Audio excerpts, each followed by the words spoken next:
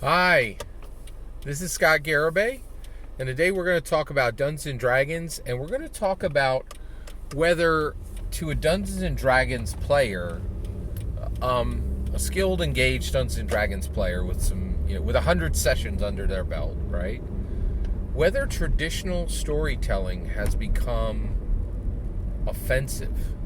All right, let's get into this. Okay, so you guys are incredibly patient. I really I'm sure you've noticed it on the channel.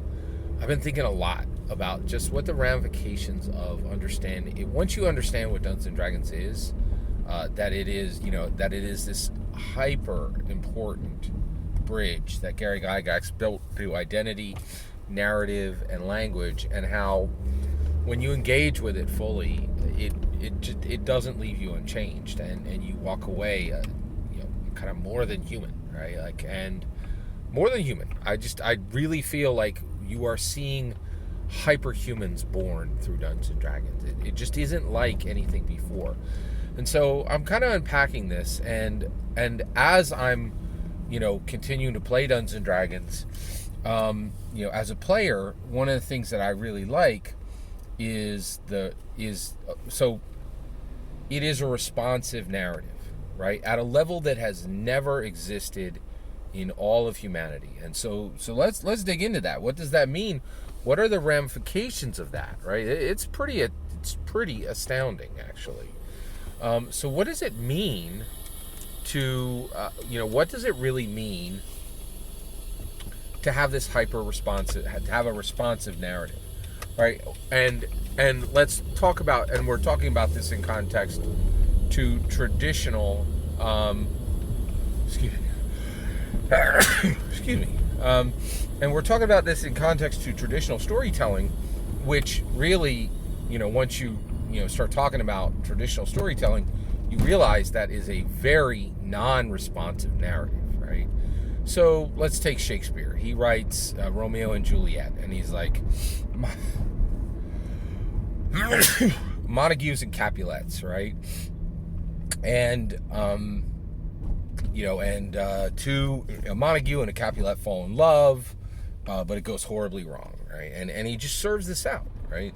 And when this goes out, there's a little bit of responsiveness to an editor at the beginning, and then when it reaches the experiencer, they're like, we don't care what you think, right? You're just going to take this narrative and in the way that I give it to you, right? Breaking Bad, brilliantly written, right? But non-responsive. Here's a story. We're going to deliver it out. We don't really care what you think. Everything's going to go. Actually, that's a good question. Does traditional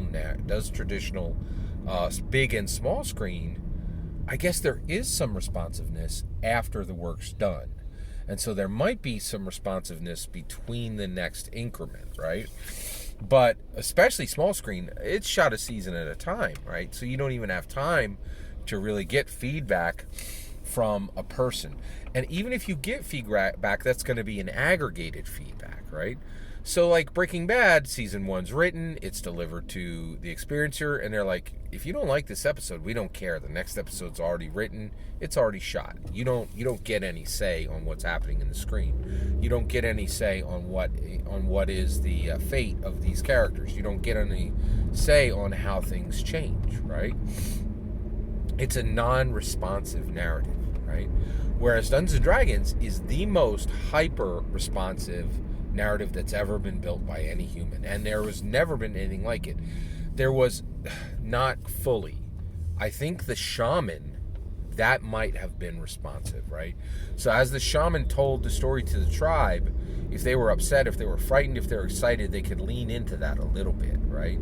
But the shaman was not as free as a dungeon master, and the reason why was the shaman was bound by by these cultural norms within their world, and all of their stories were, and they did tell stories about tricksters and things like that, but all of those were kind of wrapped in these cultural boundaries, right? Whereas with dungeon masters, we don't have complete freedom, right? We still deal with cultural boundaries, but we've created all these worlds specifically in Dungeons and Dragons that have allowed us more and more range, right? Arcavios is, and this is one of the reasons why I say Amanda Heyman. In my humble opinion, Amanda Heyman is the second Gary. She is the first Dungeons and Dragons designer to deliver a world that is completely unbound, right? And so that's a bridge between Dungeons and Dragons and the Magic the Gathering worlds. And the Magic Gathering worlds are almost, limitless. What are the Magic Gathering worlds? Dominaria,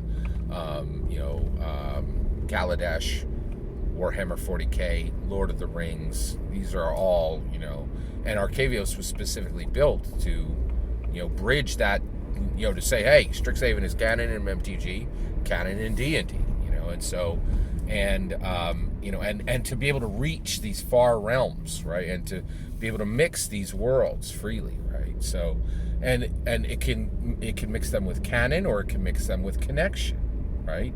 You could say that, there's no debate, like Strixhaven is canon, Theros is canon, Warhammer 40K is connected, right? And Lord of the Rings is connected, right? Because they've been printed, and and the same magic that Professor Onyx uses in Forgotten Realms is the same magic that she can use in Dominaria, and the same magic that casts every single Warhammer creature, artifact, land, all that same magic, right? Connected. So they're either canon or they're connected, one or the other, right? And so, but what's really interesting is you have this hyper responsive narrative, right? And when I say hyper responsive, you have one person telling a story to four people, and a single eyebrow raise can adjust the entire story because it's happening at real time. And I think this is one of the things that's so exciting, is this is unmatched anywhere. There's no scriptwriter in the world that can do what we do. There's no scriptwriter. In fact, one of the things that's utterly outrageous, right? I will tell you right now, I'm galled, we're talking about offense today. I'm galled and offended by the request of the Hollywood writers. I think it's absolutely galling. They're like, we need 17 people to write a story. I'm like, what are you talking about, right? You want more money to write a story, once every 3 months? I write a story once a week for nothing, right? And you know what the cutting room floor is? It's when I put it in front of my players, right? If they raise an eyebrow, I'm willing to throw out half of what I wrote and write on in the moment, right? And so I'm galled and offended to hear that Hollywood writers want more money. Like, are you literally joking? Like, it is offensive, the amount of, just the utter privilege and, just the outrageous privilege that is being, requested. It's abominable. It's truly abominable. So, it's incredible just listening to them whine, that they need more writers, to write a story in 3 months. I write a story every single week, and I got to throw half of it away if I get even a single eyebrow raise. And this is what I'm saying, right? Like, Gary calls every single dungeon master to a task that most people can't even imagine, and it's why we're having such a challenging time filling these roles, is people are starting to understand that the dungeon master role is massively difficult, massively important, and continues to accelerate in difficulty and importance, right? So here's my point, right? If I can sit down with my dungeon master and they're going to make a story that really speaks to what I need that week, speaks to me, and is going to interact and is going to allow me as a person to interact with the story from an intellectual, an emotional, and a spiritual level, right? It seems offensive, right, for me to sit down and just accept your non-responsive narrative, right? And now we are really out on the edge of this, right? Because I think my offense is beginning. My offense is beginning, right? And like like Better Call Saul, right? I think, you know, these are the guys who wrote specifically wrote what is it? Oh yeah, Breaking Bad, right? Brilliant narrative, right? But non-responsive. And one of the things that really galled me, I just finished season 6, right, of Better Call Saul, and what really like got my goat was there was this point about Lalo Salamanca finding the finding Gus Fring's cooking location, right, that Walter White would eventually cook in, right, would cook the blue stuff in, right? And like the whole story is going down this road where they're talking to me about Lalo Salamanca, and they're saying, Mike Ehrmantraut and Gus Fring are in danger. And I'm like, they're not in danger. I know this is stupid. Why should I worry? I know for a fact that Gus Fring won't even get a scratch, and that Mike Ehrmantraut won't even get a scratch, and nothing is going to happen. And every bit of time that you are telling this story with Lalo Salamanca is an absolute, utter waste of my time, right?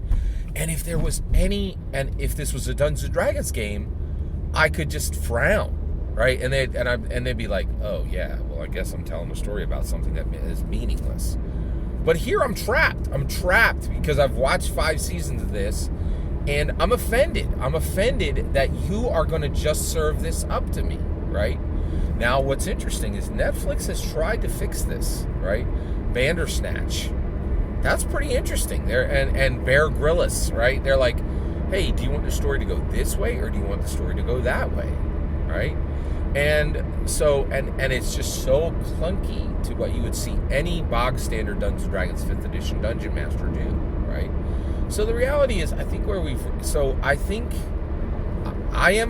the first show I experienced this on was Better Call Saul. I was offended by the idea that I could not change the story in real time, right? Whereas with every single Dungeons & Dragons game, you can change that story in real time, and you don't even need to say a word, right? And a good, engaged, skilled dungeon master is going to be able to adjust and fix the story in flight. And I will tell you right now, as I continue to become a more skilled Dungeons & Dragons player, right, and more invested in this responsive narrative, I think it's gonna become more and more disgusting and offensive to be forced to I'm going to be more and more offended by having to receive someone's unresponsive narrative. It's offensive. It's becoming offensive. It's becoming offensive for me. Am I the only one here? Like, have you had a skilled, engaged dungeon master who can craft a story around your every intellectual, emotional, and spiritual need, right? And if that's the case, are you like me, becoming offended with traditional narrative because of its unbelievable limitations? I'd love to hear your thoughts. Every single word you just heard is my humble opinion. What's important is when I get to hear your humble opinion. When you get in the comments and send your traffic, please consider liking and subscribing, and have a wonderful millennium.